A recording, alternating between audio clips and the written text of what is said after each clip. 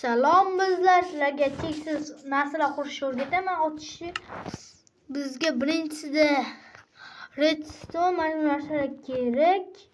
Keyin tugmacha, bu kerak. Endi to'xta, bitta narsa qolib ketibdi-ku o'tgancha. Keyin bu kerak. Yo'q. Keyin tekizda topib olasizlar. Bunday qilasizlar. Bitta qozasizlar. Bunday qo'yasizlar. Bitta stul qo'yasizlar ustiga. Qo'yib bitta. Qo'yganingizda tikmacha qo'yasizlar. Qozasizlar. Keyin bunday anaqa qo'yasizlar-da. Mana blokdan qo'yasizlar, komanda blokdan. Keyin bu tomonga mana olasizlar-da.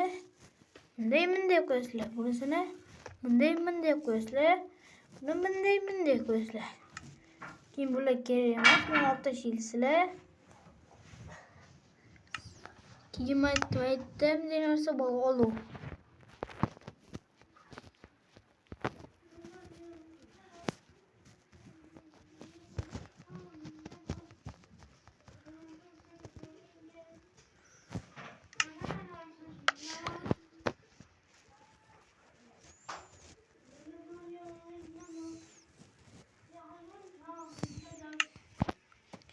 Keyin bu tomonga ham qo'yasizlar.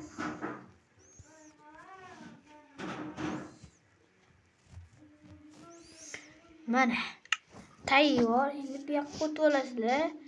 Bunday yoqqa chiqib olasizlar. Tugmani bosasizlar. Ketdi. Ham qaraylik, cheksizdan ham qaraylik. 5 ketdim. Bo'pti.